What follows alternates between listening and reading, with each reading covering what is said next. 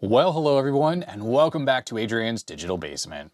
Sometimes videos I try to make, well, they just don't even get off the ground. And this week I've been working on some stuff, trying to turn it into a good video, and well, I couldn't even get started for various reasons. So today's video, we're going to be looking at something that is a bit of an alternate for me. It's like the backup plan. So I've been doing a lot of PC and Mac stuff lately, and it's time to give the Atari 8-bit line of computers a little bit of love. I have an Atari 800 sitting right here. And I also have 3 Atari 810 disk drives. Now I've been accumulating these floppy drives for a good number of years now, and I've never turned on any of these. So on today's video, we're gonna dig into these 3 disk drives, see if these things work and if I can actually read and write some Atari disks with them, because I do recently have some Atari software. Here's some right here from a previous video, so we can try it on this stuff. And if they don't work, well, maybe we'll try doing repair. I also have a third-party Rana Systems disk drive, which we'll take a quick look at as well, but the main focus of this video is going to be these Atari branded disk drives. So without further ado, let's get right to it.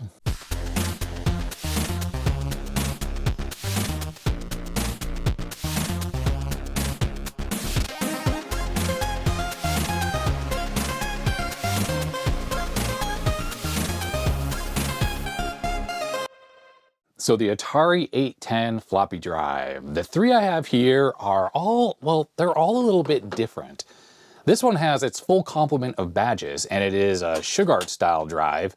This one is missing this badge here where it would say Atari 810, and it's a type of mechanism that looks more like an 8-inch drive where you push this button, the lid flips up and you slide the disc in, and then you close it down to latch it. It's kind of cool, and my assumption is this is an older design than this one, although I can't really confirm that. And then the bottom drive here is missing both the badges. I assume they just fall off. That must be a common issue with these drives. And this is also the Shugart style drive. And this one appears to have a disc inside. Now it was stuck in sideways, which is actually something that I do as a kind of a disc storage type of thing. You can imagine those plastic or paper cards that came in these disk drives when they were new. I like to keep the mechanisms down, and I just keep a floppy disk in there, a bad one. And then that way, well, I'm assuming these are single-sided drives. That way the little pressure pad that pushes down on the read-write head, which is on the bottom of the disk, has something to rest on that's not magnetic material, that as disks age, they can get moldy or shed material, stuff like that. This plastic that the disc is made out of, this stuff is really quite durable, and I think that's better than actually leaving it on the magnetic media.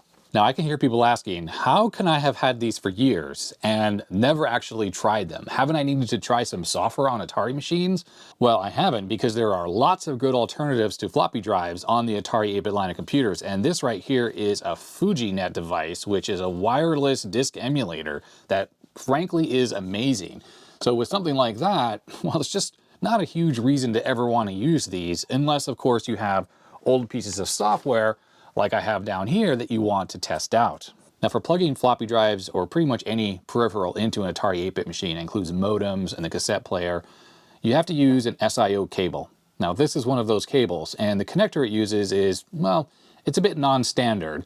So if you don't have one of these, you're gonna have to make one of these cables. Well, luckily there are files available to 3D print the connector on these cables, so you can make your own, but these are becoming, I don't know, a little bit rare, I suppose, because it's not just a standard DIN cable like it is with the Commodore IEC bus. If we look at this FujiNet adapter, it actually has the SIO in and out on it, and it is 3D printed and it's built right onto the PCB. So that's a pretty cool solution, I must say. Now, even though I have these 3 floppy drives, well, I actually have 4 because I have this Rana Systems drive here. I think I might only have like 1 or 2 of these cables. So that's a bit of a problem if I want to use multiple drives. But honestly, I don't think I'm ever going to be using multiple drives at one time, because something like the FujiNet can emulate multiple drives as well. So there's just really no reason to use a bunch of these disk drives. Now, I will mention right now that Commodore's IEC bus is similar in operation to SIO in that they both are 5-volt serial buses. The Commodore IEC bus first was released on the VIC-20 in 1981, and then it was subsequently used on the Commodore 64 and machines after that. The problem with IEC is it's famously very slow. Now, it wasn't supposed to be with its original design, but due to some hardware bugs, they had to slow it way down. And unfortunately, that made its way into the Commodore 64, which, to maintain backwards compatibility with the VIC-20, meant we dealt with incredibly slow disk loading times on that system, at least not without turbo loaders, which did speed things up to some extent. The SIO bus on Atari systems is older because it came out when the Atari 800 and 400 did, but it's also far faster. I can't quote speeds because I don't know them off the top of my head, but I just know that when you're loading software off the FujiNet, it loads quite quickly, and that is without any need for turbo loaders or anything like that. Let's take one of these drives over to the bench. I'll take a closer look at it and then open it up, look at what we see inside, and see if it works. All right, I grabbed the first drive off the stack there. It's quite a chunky design, but the design aesthetic completely matches the Atari 800 line of computers, the originals. And they did make a version of this later that matched the styling of this later XL line of computers. And here's an 800 XL. It's the cost-reduced version, but it's got this creamy white color plastic, a little bit of yellowing on this one. And this one has this darker brown. Now, looking at the bottom here, we can see the original color, but also this has a rubber foot. It's missing the 3 other ones. And what's cool about the design that Atari did here is when all 4 feet are in place, and we flip this back over to the top, you'll notice this has matching holes right here that those feet will slot into and kind of give some stability to the drives when they're stacked on top of each other. Now, speaking of screws, this one does appear to be partially unscrewed or maybe all the way unscrewed. I've never actually opened any of these up or looked at them, so I can't really speak to why that is. I'm assuming whoever owned this thing before me had taken them apart. The back of the drive has some nice styling as well. We have Atari 810, we have 2 SIO ports, and just like on Commodore IEC, if you're familiar with those, there is no in and out. These are just parallel together. You can plug into either one of these. We have a power input, which is 9 volts AC, which is the same power supply that's used on the Atari 400 and 800 line of computers. And it looks like inside here, there are 2 switches in this little hole right here that do allow you to select which drive you're going to be using over the SIO bus, 1 through 4. On the front of the drive, we have a power switch plus the power and busy lights. I like the design where the power switch is on the front. That just makes it a little bit easier to access than on Commodore machines where it was around back. Now, it's my assumption this drive came out in the late 70s, which would explain why they're using this full height mechanism here. So the whole thing is a little bit bigger than Commodore's drive, but we have to remember that that came out later in the early 80s, and that allowed them to use that half-height mechanism and just reduce the size. Later Atari drives also used a half-height mechanism, so they were a little bit smaller. But compared to a 1541, this thing is definitely not as deep, it's just taller. And I think a big part of that difference is that the entire power supply is inside the Commodore drive, while this thing, most of the power supply is outside, right, with that big power brick. There's still a power conversion circuit in here because it takes 9 volts AC and it converts that down to 5 volts and 12 volts that the drive mechanism uses. But I think that's going to make this drive run a lot cooler. Okay, so the screws are out. Oddly enough I think there were screws in all of the positions, although there are metal standoffs that the screws go into. So I think what happened is maybe these aren't the original screws and the ones that are in here are just too short, which is why this thing wasn't really holding together. Now, looking inside this drive, few things are obvious. First off, there's a disk in here. I think that was me again with a storage floppy. This is my first time looking inside one of these things, and the design's kind of cool, actually. From a space standpoint, they have this board here that's mounted sideways, plugging into that board down there, which has the I/O ports plus the majority of the power supply. You can see the bridge rectifier right here with these 4 diodes. We have these capacitors plus some voltage regulators. So that is definitely the power supply section. And then this board is handling the disk operations. And this analog board here for the floppy drive is far simpler than the one that was used on like Sugart style drives for a PC interface.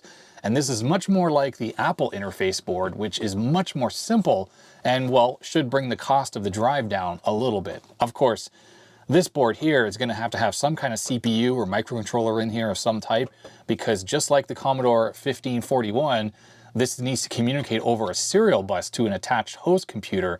And that means that this thing has to have some kind of operating system inside of here with RAM and ROM plus a processor to do that communication. Commodore famously used the 6502 and 6522 I/O chips inside their floppy drive, but that was probably because, well, they were the designers of 6502, so it sort of made sense to use their own processor in there. But it did mean that the 1541 was an entire computer inside a floppy drive, which, yes, ran its own disk operating system and only had a little bit of RAM and ROM, but it did run code just like the main computer it was plugged into. This drive is probably going to be similar, although I have no idea what kind of processor or microcontroller is used inside of this thing. And I really couldn't tell you if this was an expensive floppy drive or a cheap floppy drive compared to, say, the Apple II. And it goes without saying that this drive had to have been more expensive than the Apple II floppy drive, which would have been the contemporary when this thing came out, at least here in North America. And that's really because the way Wiles designed the Apple II disk drive was incredibly elegant and very clever, where the control board for the floppy drive was basically a PCB just like this, but a ribbon cable went into the computer, plugged into a disk controller card, the Disk 2 card, and it was really the processor and all the horsepower inside the Apple II which ran the floppy drive. A drive like this and the 1541 from Commodore is going to cost a lot more because of the RAM, ROM, and CPU and everything that's in here, not to mention a separate power supply. The SIO bus and then Commodore's IEC bus that came afterwards were really a way to get around the need to have special dedicated disk controllers inside the computer, because that would have to be a card that you might have to add later down the road if you wanted to add disk drives to your computer. And using a serial bus was an inexpensive way to add external peripherals that, well, were easy to shield inside boxes like this, which is why this has a metal box here. So you didn't have to worry about FCC problems, but also very simple to connect up if you want to connect up multiple drives and all sorts of other peripherals as well. It was just a good, inexpensive way to do that. When it comes to home personal computers in the late 70s, there were two thinkings on how you would connect peripherals to them, either with expansion cards inside the computer like the Apple II and then the IBM PC, or using an external stereo bus like Commodore did with their 8-bit line of computers, or Atari with their 8-bit line of computers like this. I think the idea was that it was easier and cheaper to add external peripherals. You didn't have to open the computer up, you just plugged it in with a cable. But I think the side effect is you ended up with disk drives like this, which clearly were more complicated and more expensive than something like the Disk 2 for the Apple. Anyhow, looking inside of here, other than the fact that it's a little bit dirty, everything looks to be in pretty good shape. Cables are all connected. I don't think someone's been really poking around in here too much. Now the floppy drive mechanism just appears to be a Sugar clone, just like, well, pretty much everyone was using in the late 70s. This one does have a sideways mounted stepper motor, so it's got a band drive for the head, and the head is a single-sided affair. There would be two connectors here if this were double-sided. So there's a little pad right there that pushes down on the disk when you're reading it. This is a spindle motor right here, and there's going to be a belt that goes around. So we're going to need to take this apart to get access to that belt on the bottom. I like to clean them and just inspect to make sure things are good. So let's get this thing apart. I also noticed something that's pretty curious here. There are cutouts here for the SIO ports, the power, and the drive select. And I think what's going on is that this top cover and the bottom cover are actually the same. So they just put this sticker here to cover up those holes there. And that way they didn't need to make two moldings.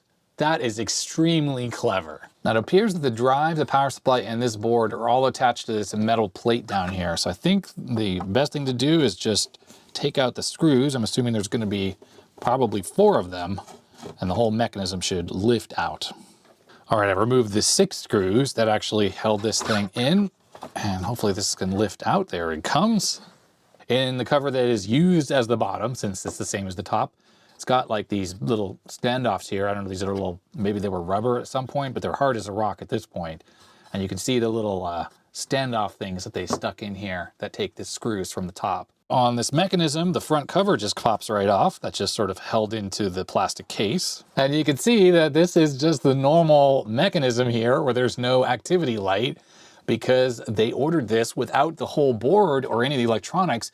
All it had installed from the factory, I guess, was the motors and the head assembly with this wire here, but no controller board. The original controller would have slotted in right here, but the little PCB here that Atari is using, it doesn't even reach that. So it actually means that this whole PCB is just kind of floating right here. Only screwed in right there. But you know what? That totally works. It totally works. So before I take this mechanism out, one thing I've learned is that I should always put marks on things just to help me reattach them. So I'm putting a, well, maybe I should use a different color marker, but I'm putting a mark there so that I don't put that in upside down. It just helps me get these back on. So this one plugs into the top board, and the drive also has connections that go to these 2 boards. So I'm just going to do the same thing. With these cables disconnected, I think we just flip this over. Should be able to get to screws on the bottom. Oh, look, we can actually see the spindle without taking this whole thing apart. Oh, that doesn't really turn properly. So let's get this out. So 3 screws on the bottom, and this should come apart. There it is. So what's cool about this bottom chassis is that this is using 2 linear regulators. That means that we can safely remove this board from it and power this up and check that these 2 are outputting the correct voltage. You just need to remove the screws from this little sideboard. Looks like there's a couple. And with those removed, I think this should come right out of the board. There it is. We'll take a look at that in a second. With the drive mechanism, it's pretty standard affair. I think we just need to worry about making sure the heads move freely, so we might need to lubricate that. These 2 screws should free up this top board here, which if we flip it over, we can now see the read-write head assembly. And let's see if this thing can move. No, that is solid as a rock. It does not move. Don't put too much pressure on the plastic there. You can try turning the spindle motor here. So it does move, it's just very stiff. Let's turn our attention to the bottom of the drive. Obviously, if this is not turning, we're not gonna have a working disk drive. So spindle motor here may be gummed up, but most likely it's this bearing here that's the problem. Now these drives are fully serviceable. You can take them apart and work on them. Incidentally, there's a date there, 1983. But this is made by Tandon, and Tandon drives have a few common issues. One of them is this lever breaks all the time, and I've made an episode where I 3D printed a replacement lever which restores operation. But those little clips right there, those white parts, those snap, and then they render this, well, inoperative. You can see there, though, this is a 48 track per inch drive, so it's a very standard mechanism, and I have other Tandon disk drives. I could easily steal one of those Tandon mechanisms and then retrofit the PCB onto it and have a fully operational drive at that point. Now, I was going to say that this does actually turn a little bit, and it's a little gummed up, but you know what? Everything seems to be spinning pretty freely. I think the problem was this belt, which is kind of a fiber reinforced thing, was just sort of stuck on here. So I'm just going to give that a little bit of a clean. The way I do it is I just take a cloth with a little bit of Windex on there, and we just run this through here. Now, if you're not getting good grip out of it, you could use some of that rubber renew stuff. A lot of the car channels use that, and people who restore tape drives and things that have belts. I find generally with these floppy drives, you don't really need to do it though. And luckily with these bearings, if they're not completely stuck, like this one's not, just running the drive a little bit, it's gonna kind of free it up a little bit. I think if we just run this for a little bit of time, this will just start to spin a little bit better. Already, it seems like it's a bit better. All right, so a little bit of gunk came off the belt there. I'm just gonna do the same on the spindle here, just get off any stickiness that might be on there. It's pretty clean, not too bad, and usually that's fine. But you can see this belt has sort of a shape to it, and I think that's pretty much unavoidable just for something like this that's been sitting in the same position for such a long time. To thread this back on, you just do it like that. All right, I think it's okay. You can try adding a drop of oil right down the edge there into the motor. This stuff all seems to be spinning pretty well down here though, so I don't think there's a problem. What you need to figure out next is why this thing is so stiff to move. The first thing I'm going to do is I'm just going to try to clean up this shaft a little bit. It's going to have some kind of oil on here or something that was a little bit of a lubricant. I think it's just turned a little sticky over time. That's coming off there. Luckily in here, just things are a little bit dusty, no corrosion. If you see corrosion on these shafts, you're pretty much going to have to figure out some way to replace them. All right, next thing I'm going to do is I'm just going to drop a little bit of oil onto the shaft here, just like a drop right there, and move this back and forth just carefully here. Let's close that. Move this back and forth. It's already starting to slide a little bit more easily. Very nice. I'm going to do the same over on this side right here. Whoops, I missed with that, so just wipe that up. And you know what? That's already so much better. This thing is moving a lot more smoothly now. Just wipe that excess oil up. So the friction points on those shafts is right there, right there, right there. And also there's a little bit of friction here if you have the lever on the up position. It lifts the little pad up. So you can put a little bit of oil on there as well. And now when we move this around, oh yeah, that moves pretty smoothly now. I don't think we're gonna have any issues with this motor. Flipping this over, this is where you might try to adjust the heads. I would not do that. These mechanisms, these later Tandon mechanisms are very reliable, and I've never had one that's out of alignment. Not to say that it can't happen, but I personally would never open this cover up and try to adjust that band. Just leave it as is. What you can do to try to lubricate the stepper a little bit is you see that shaft sticking out of the motor? I could try putting one drop of oil on there, which if you get it just right, Might work its way down into the motor, maybe. Now the final thing we can do while that PCB is removed is we can lift this up and take a look at the read-write head that's under there. See that white part? That is the read-write head. Maybe I'll just give that a little bit of a clean with a cotton bud with a little 99% IPA on there. You just sort of wipe it, get off any gunk that's on there. This one looks very clean. I don't think there's any issues, but you can have some buildup on there where essentially that'll cause the disk not to read properly. All right, well, I think this drive is serviced well enough that it should be working okay. Now, what's funny to me is this PCB was mounted in here on these screw holes. I'm not sure that's quite the best place, because if we mount it on those, it'll actually be supported a little bit better and it won't have quite so much overhang or leverage pulling down on the PCB right there. Another thing that happens on these drives is the little track here just gets a bit gummed up with dust, and that is where this lever rides in. You see when we open it and close it? So adding a bit of lubricant, like I'm just going to use some silicone grease here on a clean cotton swab, can go a long way to just making that whole thing slide a little bit easier when you're opening and closing it. So now with that done, move this back and forth a few times, and yeah, that moves nice and smooth now. Now this lever is still in good shape. I don't see any cracks or anything right here, but this will break. All tandem drives will break eventually. So just know that is fixable with a 3D printer, and it is not the end of the world. So now let's turn our attention to this board, because I am really curious to see what's inside this can here. That's where the DSLogic is. Now the shielding we see here is purely for FCC purposes. It has nothing to do with anything else. Having it on here doesn't harm anything, but it also doesn't really do anything other than, whoa, look at that. That corrosion there came from that rubber just aging out. Having that thing on there doesn't really do anything other than, I guess I realized that rubber bumper pushes down right on here, which actually pushes onto this PCB. So this is some kind of like bodge board, I guess. I'm assuming that this would have been an original CPU or disk controller or something like that. See it plugged in right there. And then they did this mod board here to maybe use a slightly different version or something like that. On the back here, we actually have two 40-pin packages, and then we have some of these smaller packages, which are assuredly the ROM and probably some RAM. I'm super curious. Take a look underneath this board, though. See what we got. Well, I don't really recognize these chips here. These, I think, are Atari part number CO10750, and that's a date code from 1982. This one here is 46810. I'd have to look that up as well. Another custom part number. Maybe that's the ROM. And then this here is an INS 1771, which I'm pretty sure is a disk controller IC used in a bunch of other systems like TRS-80s. I'm also noticing that it says Atari Innovative Leisure.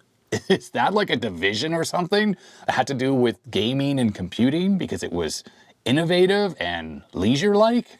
I also see right here, we have a Warner Brothers logo, which I think at the time were the owners of Atari, at least when this spin-up of the board were made. 1979 was the original design that kind of tells us when, well, at least they were designing the Atari 810.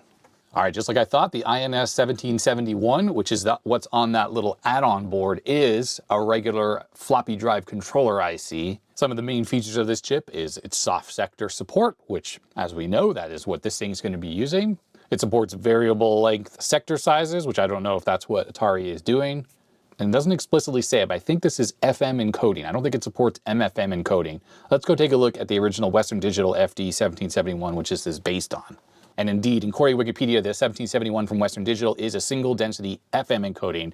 Double density, as you read it, is MFM encoding. And something like the Apple II doesn't even use regular FM or MFM encoding. It's using more GCR, as is Commodore, which is why Commodore and Apple are able to store more on a single-sided disk, 140K. And I actually don't know how much data can be stored on a single side of one of these Atari 810 drives, although I think these run at 280 RPM versus the normal 300 RPM, which means more sectors can be squeezed in to each track. Theoretically, that gives you more capacity as well. And according to the Wikipedia article, the original 810 only gave you 90 kilobytes of storage per side, which is not great. Apple II gave you 140K, at least with the later versions of DOS, and I can't remember off the top of my head how much Commodore stores on one disk. It does say that later an 815 came out that used double density encoding, so that's MFM, and that gave you double the capacity at 180K per side, which is the same as what you would get on an IBM PC. And further down in the article here, it says the Atari designed disk drive, which is the 810 we're looking at here, used a 6507, which is a 6502 variant running at 500 kilohertz with standard FM encoding using the FD1771. And it says that the drive came out for a price of $599 when it was introduced in 1979. Compare that to the Apple II disk drive, which came out a year earlier, was $100 less expensive, and it holds more capacity as well. And it did include the disk controller card. At least I think it did. It's not very clear the way that this article is written. I found some schematics for the 810 sideboard, which is what we're looking at. And indeed, there's a 2316, so that's a mask ROM chip.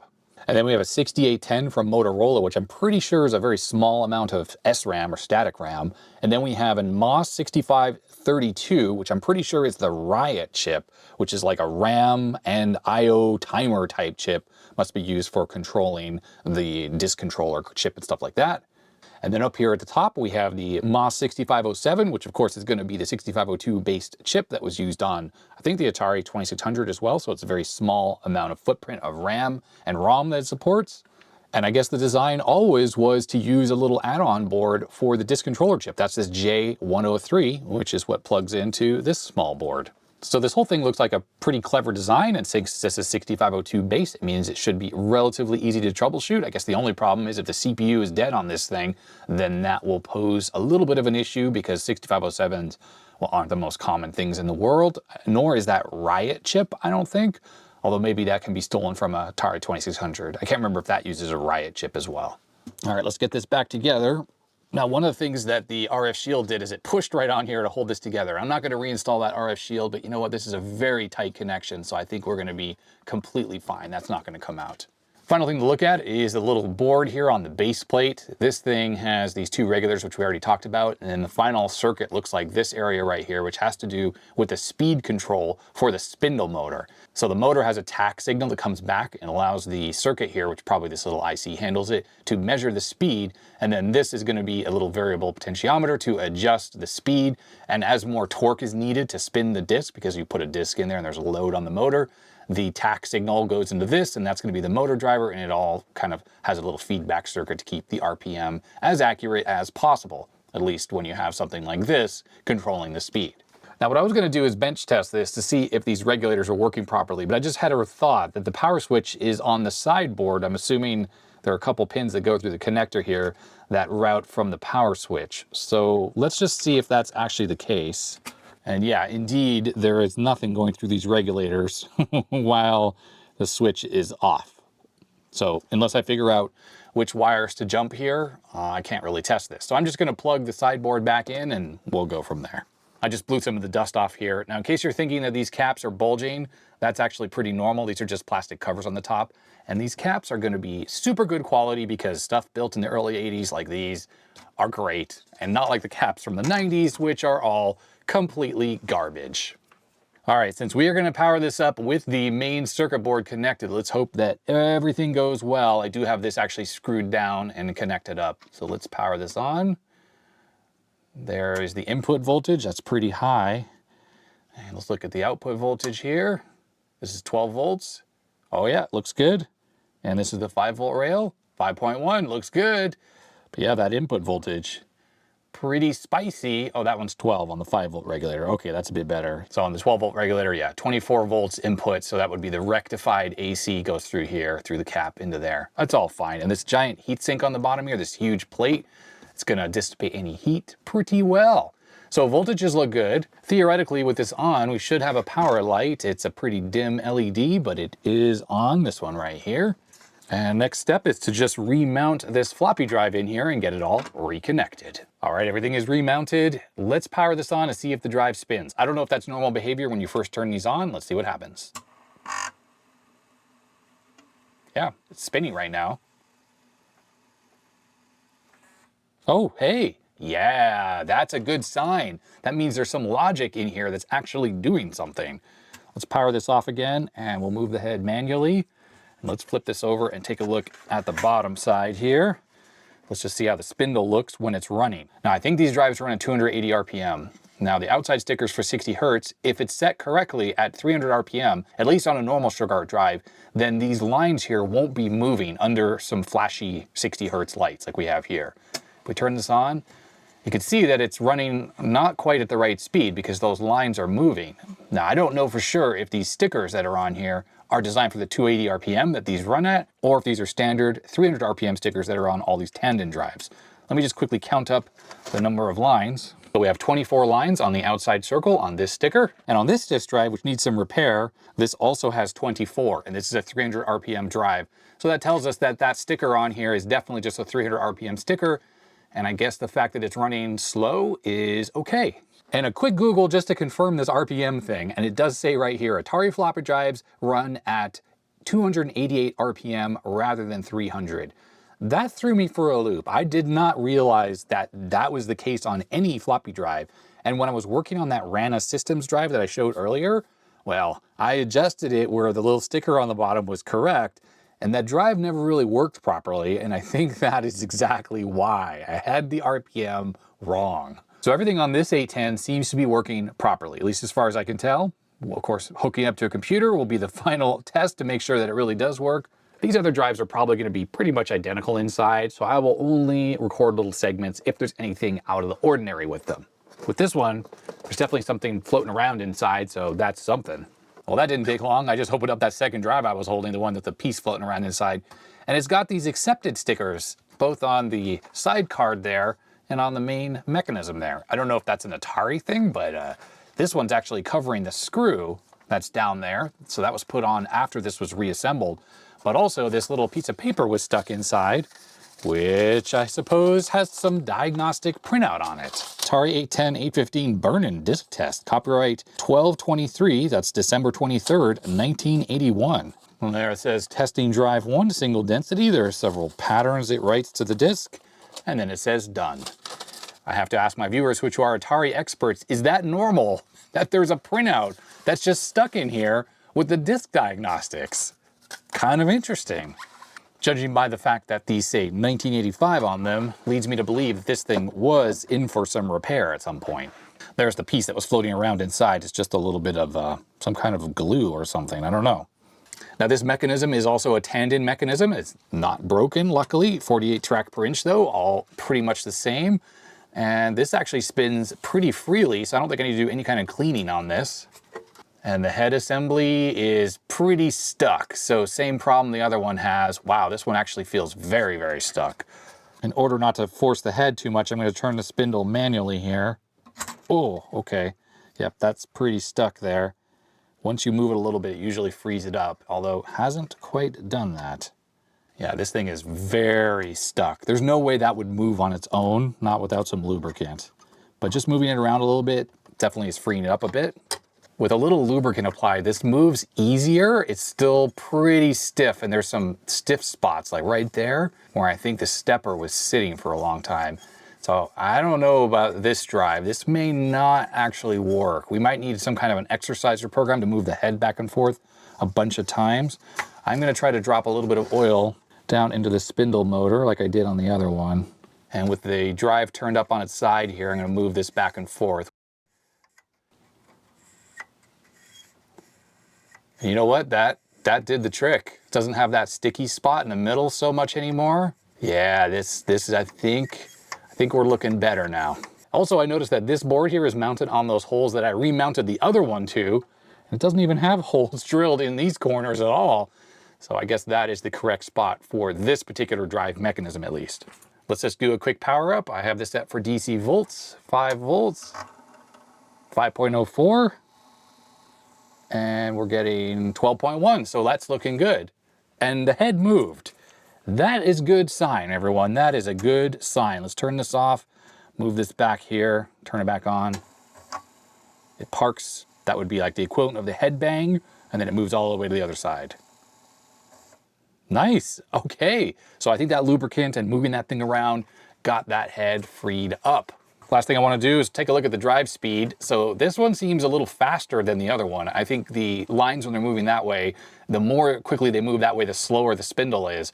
And the other one definitely was moving more quickly that direction. The chips on here seem to have a date code around 1982, and the other one was around 1983. So I think this drive is a little bit older than the other one. And this third drive has the most yellowed case and has some kind of little plastic covers on the screw holes here, which I suppose we could think of as little dust covers. Inside the third drive, things look similar, but actually that board's a little bit different. The layout is different. A couple quick observations is the Write Protect circuit on this actually uses a photo sensor, so it has a LED and a little photo sensor, while on the other mechanism actually uses a switch. That means that this connector right here, which is going to be for the Write Protect, only uses 2 wires on the other one for the little switch, and this one actually uses 4. Also, you notice the placement of this board is a little bit different. It's still mounted on these 2 holes right here, which is what's incorrect on that one drive, although it does have 4 holes drilled there. These front panels are obviously not totally interchangeable because of this wide opening for this particular mechanism. Flipping this over, this spins pretty nicely, so we have no issues there. That is excellent. If there was a sticker on here for the RPM, it has fallen off. With the analog board moved out of the way, let's see if this head assembly moves smoothly. Ah, yes, super smoothly, no issues whatsoever. That is awesome. I have a little bit of lubricants. This moves even smoother than it did. And we'll just clean the head here with a little IPA. Looks already nice and clean, no issues, really. Everything with the mechanism here seems pretty good. I think I read the one weak spot is that little clamp mechanism right there. This will break, and that prevents this thing from actually latching properly. And I think there's a 3D printed replacement for this button here, which will allow this thing to work again. The thing that it clamps onto is metal, so the only thing that's gonna break is the actual button mechanism right there. We have a date code of January 1982 right there, which implies that all 3 of these drives are pretty late model. None of them are from the 70s. All right, let's give this thing a power up and see if we have 5 volts. Whoa. Oh, I was on the wrong pin. I got scared there for a second. 5.04 looks good. 12 volt rail is 12.164. Looks good as well. The head bang is a little bit noisier on this particular mechanism, but it does seem to operate in exactly the same way. I can see the head goes that way, it does the head bang, spins for a bit, and then it goes back to that position, which is obviously the home position. So this drive looks really good as well. I'm just gonna give it a little bit of a spray clean on the inside to get this dust out of there, and then I can reassemble the drives. So here's a little funny observation looking at the bottoms of these. So this is all inside the drive. We have like 3 pretty distinct colors here. So these do not look the same, and to my eyes, well, they're even more different. This one is a little more green than this one, and this one has this more orangey, maybe yellowed color. Yeah, it's kind of curious. I just had a realization.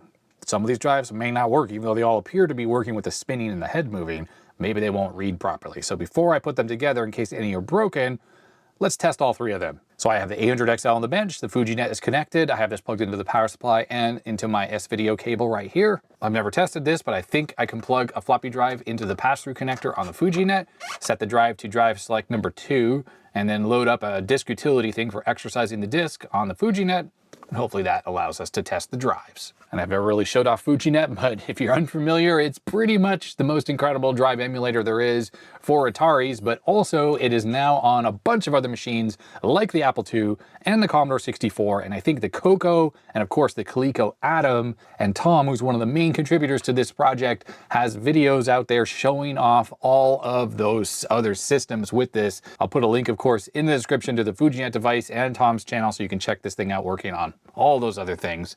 So I have no idea what are good utilities for testing disk drives or speed or any of that stuff. I have a copy of DOS 2.5F. I did a quick Google and people were like, use that. So let's load this up as read only, hit the option button to start booting the system. And hopefully this has some options that we can use for testing stuff, and it's menu driven without a bunch of commands that I don't understand because I don't have the manual. And that did nothing at all. That is super not helpful because I don't know how to use DOS at all. Oh, I just typed DOS and it's doing something.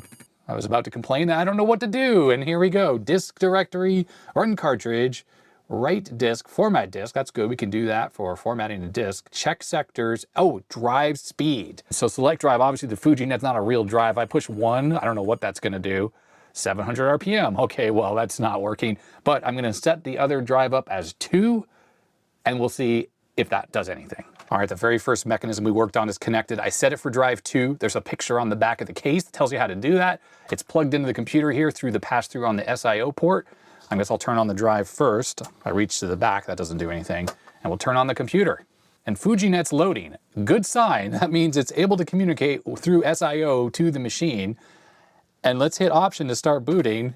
And maybe the drive will be able to communicate to the computer. Let's keep our fingers crossed. So at the basic prompt here, I just typed DOS, hit enter. I'm glad that worked. I just was guessing and I figured it out.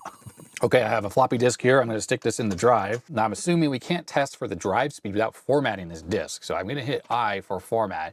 Which drive? To, press Y, hit enter. Hey, it's going. It's going quickly too. Oh yes, this is awesome. Okay, now it's verifying. So it very quickly stepped through the entire format. I'm sorry, you can't see the heads. Maybe I should move this all over. Oh, I can tilt the camera a little bit here. So you can just make out the head there if I zoom in a little bit more. So it's doing a verify pass and obviously it's working. That is a quick format. Whoa, head bang. Now it's doing a second pass. Does that mean that the disk is bad? This is basically my first time ever using one of these Atari 810 disk drives. So it's pretty cool that it's just working, but not sure why it's doing two passes. We got error 173. What's that mean? I don't know. Let's do the drive speed thing, drive 2. I assume it reads and writes to the drive, but I don't know. 289. Okay, well, we're basically 1 RPM off from what it said on that article. That was 288. So that's definitely close enough. So I flipped the disk over. Let's try doing that format disk command again. And under format drive 2, press Y and enter. Error 10K. Well, that's not reassuring, is it? Oh, write protected. Whoops. Who knew you cannot write to a disk when it's write protected? Isn't that shocking? I'm going to use one of these hole punches here to punch a hole there in the side of the disk so I can use the backside. So we do this again, drive 2. Let's see what happens now. So you can see it's very quickly formatting there. I'll switch to the other camera. Look how fast that's going. Pretty awesome. That worked. Okay, so it must have been a bad sector on that disk. I didn't know if this disk was good or not. It was in my pile of boxes that has been untested. So I hit H for write DOS. I'm going to copy it to 2. Press Y. Hopefully that makes this disk bootable. It like puts what we're looking at here, this kind of greenish menu, onto this disk. I like how you hear all the beeping and stuff through the speaker. I don't know, is that coming across? So that's like the activity of the SIO bus right now. That's pretty awesome. So the reason why I wanted to do that is we power off the computer and we pull out the FujiNet, and then I plug the floppy drive directly into the computer, and then I set this thing back to, I think, drive 0, which is like that. Turn the drive off and on. It should hopefully let the system boot directly off this disk now. That'll be cool if that actually works. Here we go. I think it's working. That's the normal sound. So yeah, of course, unlike Commodores, Ataris are auto boot, at least the 800XL is here. You'll hit DOS. Oh, this is gonna work. This is freaking gonna work. So this drive is good. I think it is. I mean, there it is. Yes, that is awesome. Okay, so the first drive is working well. I'm just gonna put a little tick mark on the top of the capacitor right here, just so I don't mix up which drives I've already verified to work. Next up, we have the previously repaired drive with the accepted stickers on it. So turn that on. I need to put in my DOS disk here. This is the one that had the free spinning disk spindle, but the head assembly seemed a little bit gummed up on it. Power on the Atari. I don't think this one's not working. And I put the disk in, the one that we were just using. Now, of course, this could be that drive doesn't write disks in a way that's compatible with other drives. I don't want to condemn this drive first. Probably best off boot error. We'll try the third drive next and see if that actually works. Okay, just stop it. Stop making noise. Because I don't have a known good drive that like reads disks that are made by third parties and other people, I don't know if any of these are fully working or aligned properly or whatever, right? So it's best just to try all three mechanisms out, at least with this one drive. And then if this drive can't read this disk either, then what I'll do is I'll format a new disk in here and see if this drive can be read in that other second drive, the one that didn't work. Okay, this one is reading that disk without an issue. So that middle drive mechanism clearly is somehow screwed up. There it is. It loaded it right up. Let's hit S for drive speed. Drive speed on drive 1, 287 RPM. Okay, so we're just one off. Now, the problem on that middle drive might be that the speed is just not appropriate. So I think what I'm going to do is we'll switch back to the FujiNet. I'll set that middle drive that's not working properly to drive 2, and that way we can boot the DOS off FujiNet, and then I can stick that disk in there, the one we made, and then I can run that disk speed test on it, and then we can tweak the potentiometer on there to try to get it in line with 288 so that it can maybe start to read the disk. All right, so we'll do drive speed, and we'll hit 2, and the disk drive is going. Let's see if we get a speed out of this thing. Of course, if it's not reading at all, due to like a head problem or some other logic problem, then we're not going to get anything. And that's seemingly what we're getting right now, nothing. So I think what I'm going to do is just fiddle with the connections on here. We'll just wobble them back and forth. We know the voltages are good. I already checked those. Now reading the drive speed, because there's no index sensor, means it has to read off the disk itself. So that means the read circuit, like the amplifiers and stuff, have to be good. And then on this drive, this is the head signal here, comes from the head itself, goes into these amplifiers or whatever, differential amplifiers. And then through this connection here, down to the main logic board, which then makes its way onto this board and then out the SIO port. The connection of the head is nice and firm, and I don't see any issues with these wires here. Nah, it's not reading anything at all. Obviously, commands from the computer are making its way to the processor that's on this machine. So it's communicating over the SIO bus. The issue is clearly from the processor or the logic that's on this side card here to the main analog disk card here and to the rest of the system. Now, one thing I noticed is that the analog board on this drive, I think, is going to be exactly the same as on the other drive. So one quick and easy thing I can do is just swap the analog board off one of the other working drives and see if that fixes this problem. If that does, then we know there's a problem either with the read-write heads on this mechanism or on the analog board. So here's the analog board off the other drive. So we'll just temporarily connect this up. And to prevent any shorting, I'm just going to put some paper underneath there so it's just sitting in place and it's not working. Okay, so we know it's not the analog board. The fault on this is either the read-write head itself or it's the actual logic board right here. So the original analog board is reconnected. Let's take out this floppy disk, and I'm going to try a cleaning disk in here. Even though I clean those heads, what if it's just, I don't know, for whatever reason. I'm just going to do it again. It's quick, it's easy, it only takes a second. Turn the drive on here. And I'm going to push 2 again just so it spins it some more. And maybe that'll do the trick. You'd be surprised that sometimes all it takes is cleaning the drive heads to make a drive go from totally dead and not working to actually reading properly. But nah, this is not reading. Because I know when it's reading properly, it makes like a beeping noise out of the speaker, and we're not getting that right now. So we still have the same fault. So this mechanism on the left is the one that's working, and this is the one that's not working. I restored the analog boards back to their original position. I just double checked to make sure that all these cables are connected correctly, and they are, so it's not that problem. I have my multimeter set for resistance, and I'm going to check the ohms reading with the heads plugged into the board, just because it's easy to measure off these pins right here, and we can compare these two drives from each other. So the first 2 pins, 7.8 ohms on that one. Well, that's interesting. That's the black and the gray wire. Just double check. So that's different. Oh wait, there we go. Not sure what I did there. 15 ohms, 14.8. Close enough. Okay, going on the 2 pins on the far right, 1.4 ohms on that one, 1.5 ohms on there. So that's close enough as well. Now there are various coils inside the read-write head, and I don't know how they're wired up on here. So I'm just going to kind of compare against 2 pins on one and go to the other and look for anything that's different. That's the same. These 2 pins are 9 ohms on that drive, the working drive, and 8.6. I'd say that's close enough. These 2 pins are 7.56 there, 7.8 there, close enough. 7.8, 7.6, 7.5. I'd say close enough. I'm really looking for something on the non-working drive that's like open or like kilo ohms or mega ohms or something like that, showing that there's a break in the coils inside the head or something like that, or values that are wildly different. If it's like 7.8 versus 7.5, I'm going to say that's completely fine. So it seems like the heads on the non-working drive are fine. We still could have an alignment problem, theoretically. I just, like I said, I don't really feel that that's likely.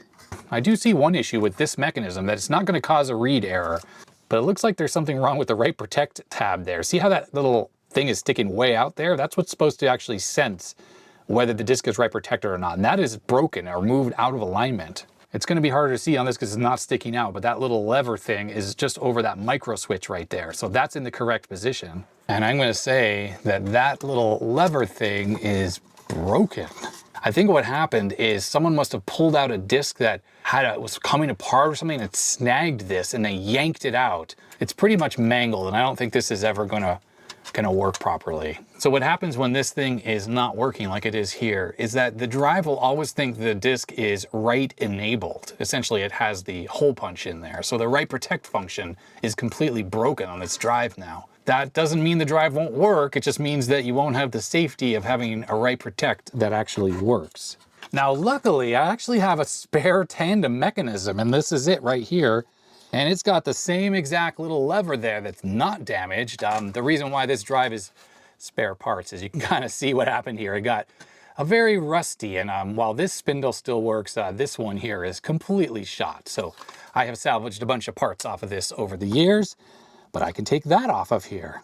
So I'm just trying to figure out how to get this out. And it looks like we have to take this entire plastic slide thing off here, and then it moves down enough against this metal here and then can go out. You know what, before I do too much on this drive, I should practice on the other drive, which is already mostly all in pieces. So my assumption is that these rails here press fit into some holes that are in the aluminum bottom here. And I don't know if pulling that out is going to break it or not, but I think that's the only way to really get that out. So here goes nothing.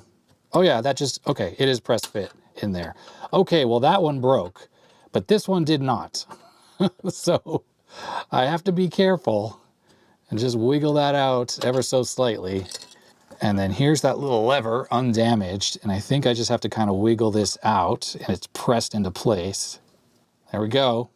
Undamaged, great. So here we go on the Atari drive. I just need to be gentle and kind of wiggle this out.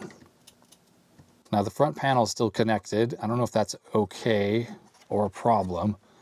I'm gonna do it on the back here. Oh, that popped out without breaking. Nope, it broke as well. Wow, I barely put any pressure on there. Well, I'm gonna put a little glue, I think, to try to get that back into place. And to remove the front panel, there are 2 screws on the underside here, so you get these off. And now I can go back to trying to lever this out without breaking anything. No break, no break, no break. And there we go, the lever just popped out. And you can see how mangled up this got. Yeah, there was no fixing that. I think it's made out of nylon, and nylon, once you kind of deform it, it won't go back into shape. And the new one there just sort of clipped on pretty easily. I'm gonna have to put a little bit of glue on there because I don't think it's gonna stay put properly. It was a very tight fit on the other drive. And it definitely broke right here. I can't believe I barely put any pressure on there and it just snapped, but that one is still holding. So now I'm gonna try to carefully get this back in there.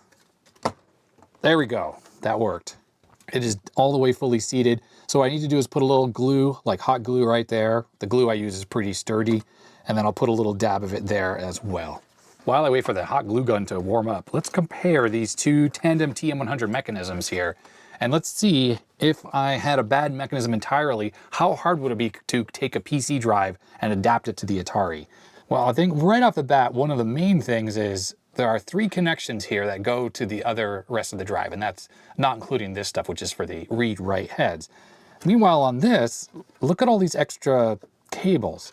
Now, some of these are going to be because this has a track 0 sensor and it has an index sensor, which are not used on this Atari drive, obviously. In addition, there's no activity light on the front, which is another set of these white wires here. So in reality, that kind of just leaves, well, these cables right here, which is the same amount of connections that go to the Atari drive. Now, I just realized that there is a speed control board on the back here, which controls the spindle motor. And I have stolen that to use on another drive, which is why the connections that go to this motor are just sitting here cut. Compare that to the Atari drive where those motor connections are, well, they're right here. So you'd have to rewire these, put a regular connector on it like this to go down to the board. You'd basically have to figure out which of these is the right protect switch, and that would need to be wired up as well. And then the stepper motor, which moves the heads around, which is I think this cable right here, that would need to be redone, but I could see that they're right here, this connector number 12, if we pull this off, it's got the same colors there, black, red, brown, green, and white. And when we look right here, it has the same number 12 on it. So there we go, same exact colors. Actually, these are all color coded, 8. So there's 8 right there, 2 wires, that must be for the right protect switch. And actually, yeah, so the only thing you would need to rewire is this one right here for the motor because this speed controller isn't on the Atari drive. So in other words, I think it would be very easy to convert a PC style mechanism over to be used on the Atari. That right there is going to hold pretty good. This hot glue I use is like a Gorilla Glue. It's really quite strong. Once it dries, I honestly haven't had it kind of come and get disconnected. And we're just going to put a little dab right here just to make sure that that thing does not move around. I think that pretty much brings this thing back to life, at least this mechanism here with the analog board. You know what we could do to test this is that we could just try this entire drive and mechanism in this drive, and that would be with this digital board and the power supply. And this was the one I took out of the other one when I took it apart. And that would rule out once and for all that it's not a mechanism problem here, that it is definitely something probably on this board here that's causing the issue. Taking a look at the power supply board, this is the cable that goes from the analog board, and I noticed the wires just basically make their way directly over to this pin header here, which goes to the side card. So I don't think there's anything on this board that could cause an issue. This is just the power supply, obviously, and it's also controlling the speed for the spindle. So that has me thinking, just for ease of swapping, I'm not going to swap the mechanism over. I am just going to swap the digital board between these two. It's just 3 screws and it pops right out. So this floppy drive right here is the working drive, except I took the card out of the one that's not working. And we'll see if this works, this combo works on this Atari here. Okay, boot disk is in. Aha! It's working. Very curious. I'm wondering if we just had a bad connection. I keep going to the back to turn it off. Habit from Commodore drives, I guess. I have this card back in the non-working drive. Everything has been deoxidated, all the various connectors. Stick that in, turn on the drive, power on the computer, and it's not booting.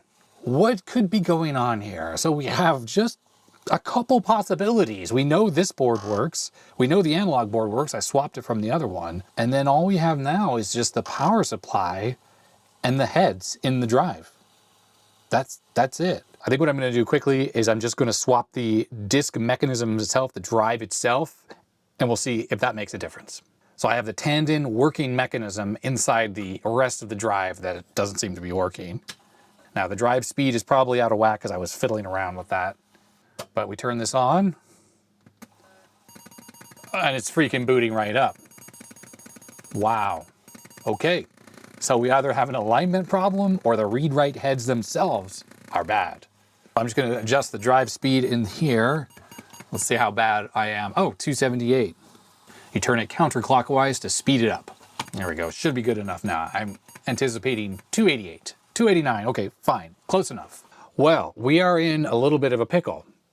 The question is, are the read-write heads bad on this, or is the drive out of alignment?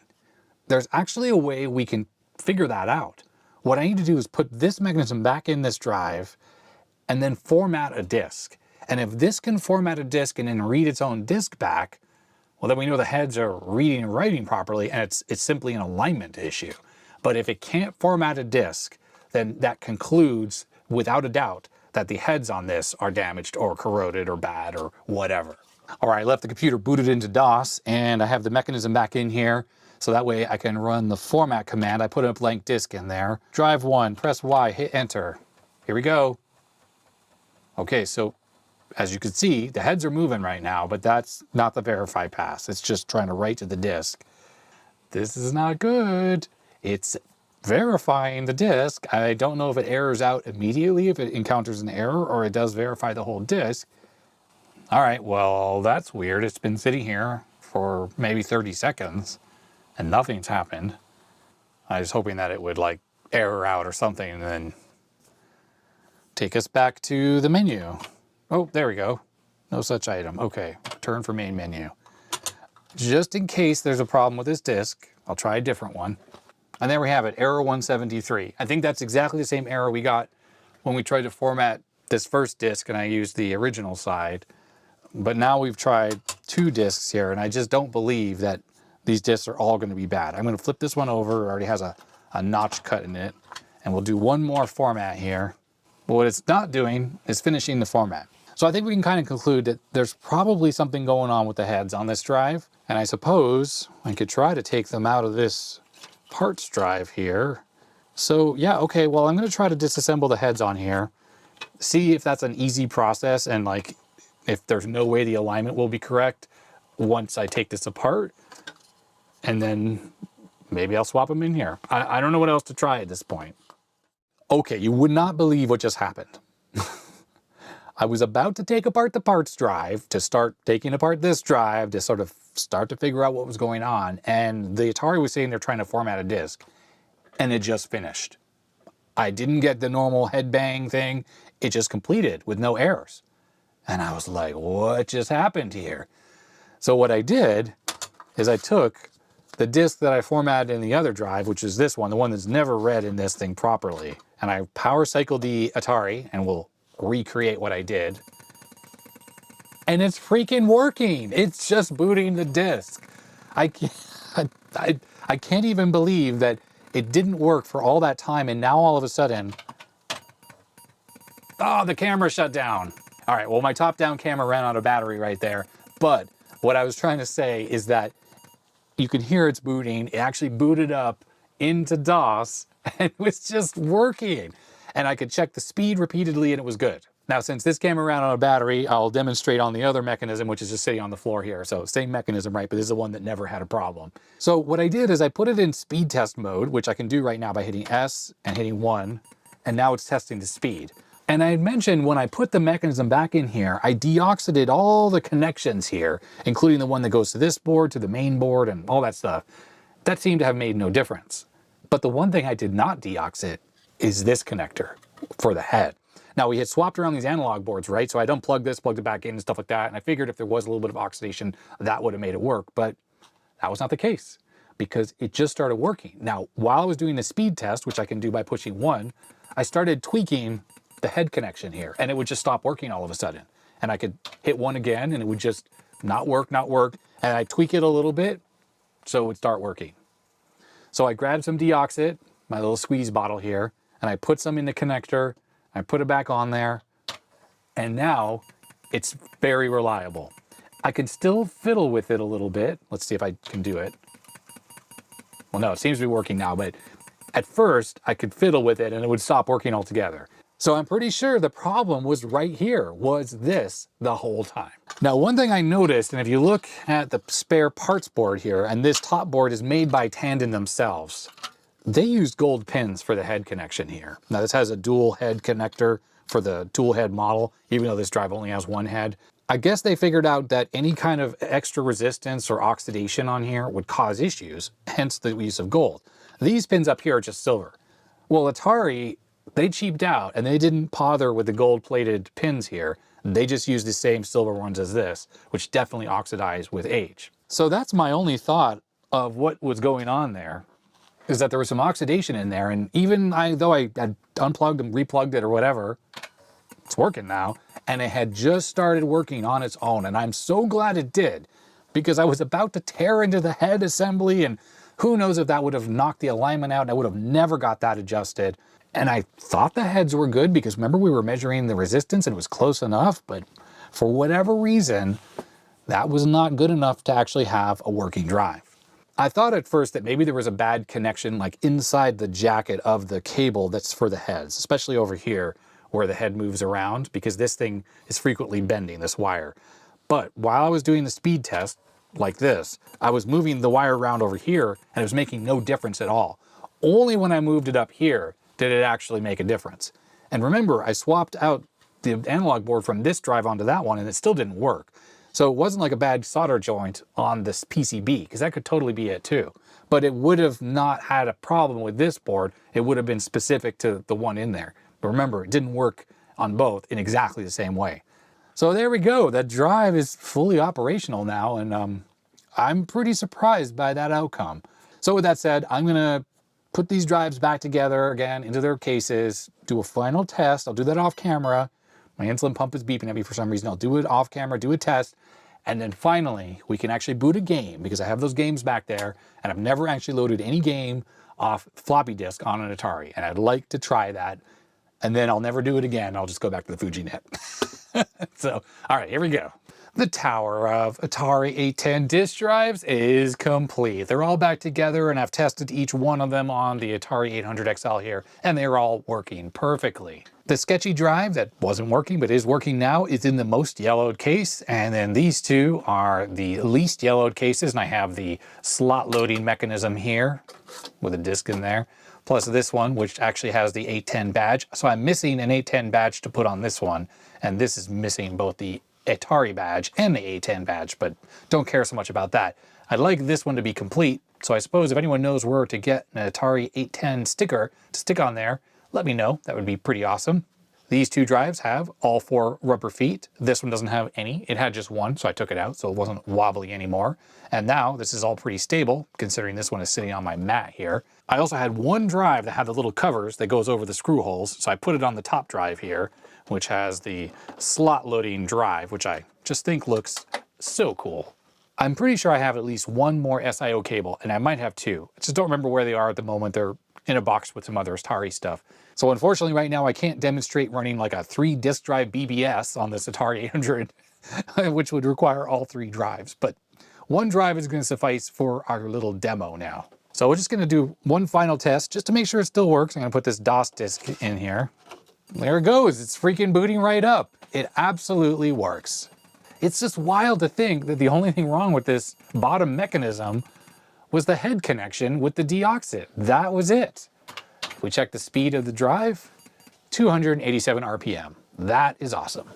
So let's do something I've never been able to do before and try Atari disk software. And this is a copy of Gorf, which is an arcade port to the Atari 8-bit line of machines. Inside the box, we have the little one-page manual, essentially, Gorf by Rockland Software. Now this disc is a little bit warped. Don't know if that's going to pose a problem. I also see it has a little bit of what looks like mold on the disc itself. That's not the end of the world. I think I can get this disc working, hopefully. And I'm going to use this. This is a cleaning frame that my friend Mike gave to me. I'll put a link in the description below to his channel. You put the disc in it, you lower that down, and what this allows you to do is spin the disc, and then you can use a cleaning cloth with some 99% IPA to actually clean the disc, physically clean it up and get that mold off of there. I've actually tried this out on a disc that had pretty bad mold, and once I finished with it, I was able to get a perfect flux image of it without any read errors. And it didn't dirty up my disk drive either. It absolutely worked perfectly. I'm quite sure there are various methods for doing this that are probably the right way and probably the wrong way. And I'm sure this way is the wrong way. I'm just going to take a microfiber cloth here, put a bit of 99% IPA, and what I do is I just wipe the disc and turn it. And there's an arrow here, so I want to go a full revolution. I've tried this a few different ways, and this way seems to work quite well. All right, made a full revolution. It's right back to the index hole. So I'm going to open it, and I'm going to flip the disc over, because I just realized this is a single-sided disc, and the only side that matters on the Atari is the bottom. That's the one I should have been doing. And it feels like this physical rubbing just cleans the mold off, plus the IPA. So I just want to give it a full revolution, make sure everything looks good. I definitely see a texture on there, so I don't know if this is going to work for sure. And the other side of the disc, just double checking here, it looks okay. I saw a little bit of alcohol come out there. Now, the top side doesn't matter unless this is a double-sided disc and you flip it over. I don't know, but I think this is good. Let's give this a try. So we'll use the sketchy drive with the newly working and repaired Write Protect tab, although there isn't even a sticker on here. Kind of lame of them. Power back on. Remove cartridge and reboot, it says. I think that's because this thinks it has a basic cartridge installed. I thought the option key goes to the built-in diagnostic on this computer. I guess that worked. You just hold it down and let go, and now it's booting. Except it says boot error. So this disk is no good. Before I condemn this floppy, which who knows, it's old, it might not work, we'll try it in these other drives, because maybe this one is malfunctioning again. In fact, let's hit reset, and we'll put back in this one here. We'll power cycle the computer again, and that's with our DOS boot disk in here, just to make sure that it does boot. And it's stuck. So let's turn off the drive. We'll turn off the computer, turn that back on, and let's try again. I do not trust this drive. I really do not trust this drive. And yes, it no longer works. It has broken again on its own.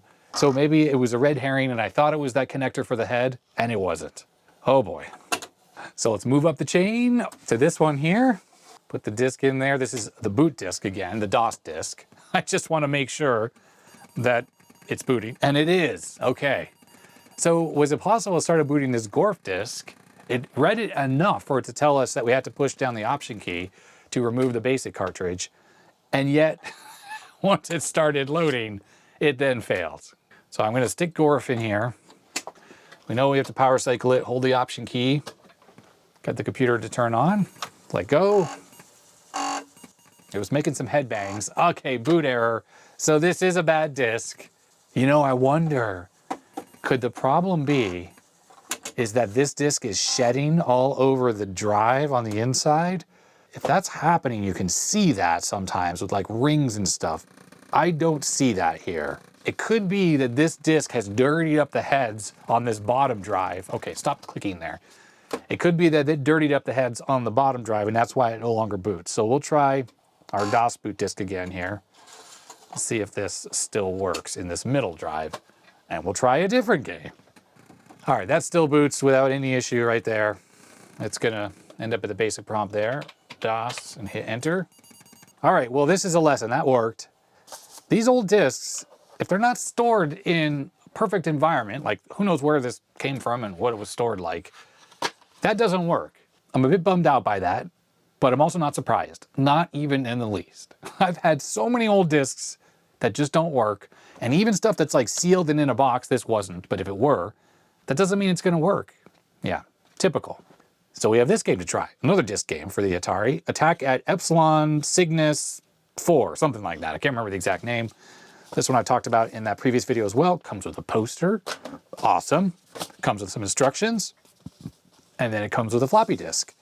And the disk, let's take a look at the bottom side, the correct side. That looks completely fine. I don't see any issues with that. So, stick it in this middle drive here. Will this actually work? Let's find out. I will hold down the option key because I figure that's just pretty much standard on all of these. And we'll let go. Oh, look, started booting. Bram Inc. presents Attack at Epsilon Cygnus 4. Select mission by pressing 1, 2, 3. I don't know which one to push, so I'll just push the first key.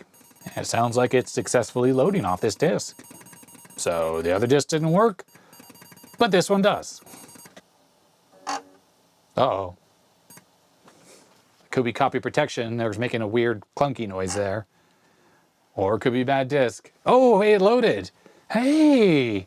I know I'm not capturing the screen, but one of the things you may be noticing is there's a bunch of gibberish. I can't imagine that is correct, because I don't know what to push with a bunch of gibberish on the screen. I'm just pushing keys on the keyboard. Nothing's really doing anything. I'm going to power cycle the computer, and I'm not going to hold down the option key, and let's see if that makes any kind of difference. Remove cartridge. Okay, we still need the option key. Let's try that same mission again. So this disk is bad as well. I mean, there's no other real explanation for all this gibberish text we're seeing on the screen. Well, I have the game booted up, and there was no head banging because I loaded it off the FujiNet. And look at that, the characters are messed up in exactly the same way. So there's obviously, well, that just must be the way the game is, or maybe it doesn't work properly on the 800XL. That's the only explanation. And maybe that head banging is copy protection and normal. And this version here, which is on the FujiNet, and I've tried a couple different ones, and they all do this. So there must be a problem with the 800XL. This game came out in 1982, I think. It says it's compatible with the 400 and the 800. So that is not this 64K machine. That could somehow be the problem. I am not totally familiar with the 8-bit line of Atari machines, and if the 800XL has some slight incompatibility with certain games, not too sure about that. All right, well, I'm playing a game that's not on any disc. I don't think it fits on a disc because it's Yomp and it just came out a few years ago. Well, a handful of years ago. And this game is frankly awesome. It requires this 64K Atari 800XL or better. Whoops, and I just died. Well, I think that's going to be it for this video. I'm not going to look at the Rana Systems drive in this video. It's just gone on for way too long already. I'm always struggling to keep videos short, even though I know there's lots of people who like the long ones. I think when it's too long, it's really a problem. I might just do a second channel quick video where I check out that drive and see if it still works, because last I worked on it a few years ago, it was working, but the spindle motor was all gummed up and I freed it up, but I have a feeling it just probably failed again. Anyhow, it's been kind of fun playing around with this tower of Atari 810 disk drives. They all worked well, except for this bottom one, which I'm going to just try to clean the heads on that thing. And if it doesn't work still, then look for a future repair video where I try to actually dig into what's wrong with this thing. If you have any thoughts and you're an Atari expert or you've worked on these drives, let me know down below. Definitely, I'd love to know about the common failure points of these, especially the ones with the tandem disk drives. Well, besides the fact that the levers are going to break, that's a guaranteed thing that will happen. Kind of a bummer that none of the discs worked. Well, actually, I guess this one did, because the FujiNet version had the same problem. So this one was working even though it did a headbang, but Gorf totally didn't work at all, which I'm really not surprised about. And frankly, if you have an Atari 8-bit machine, you should really just get a FujiNet. Invest in FujiNet and stop fooling around with these things. There's nostalgia in using floppy disks, I grant you that. But there's a lot of frustration in using these. The mechanisms themselves, the drives are more reliable than these. It's just that these disks that were written back in the early 80s, a lot of them, if they just weren't stored properly, aren't going to work properly. If you have a box of disks that are working and they're good, like the ones I was using to, well, make the DOS disk, and to be honest, even one of those didn't work, then you can use disks, and I wouldn't store your sensitive files on them, but if you want to write games onto the disk images, then you can boot the disks up off your drives just like the old days. But getting these old disks to work, it's really hit and miss. That's what I've found. So I definitely had a lot of fun digging into these Atari 810 disk drives for the first time. Looking inside there was actually kind of a first time for me. I'd never even seen photos of the inside. So it was pretty cool to play around with these. They're well made and they're well designed, and I'm glad at least 2 of these are working well and are reliable. And this bottom one, well, yeah, I'll figure that out. So that's really going to be it for this video. If you enjoyed it, thumbs up. I'd really appreciate it. Subscribe if you haven't already. Huge thanks to my patrons. So their names are going to be scrolling up this side of the screen today. Thank you very much to them for making it possible for me to do this full time. I honestly wouldn't be able to do what I do if it wasn't for the support I get from my patrons. So I am very indebted to them. Thank you very much to all of you. And if you want to become a supporter, you could do so. The link in the description below. You get early access videos, other behind the scenes stuff like that. I've said it a million times. You've heard it a million times. So that's going to be that. So stay healthy, stay safe. I'll see you next time. Bye-bye.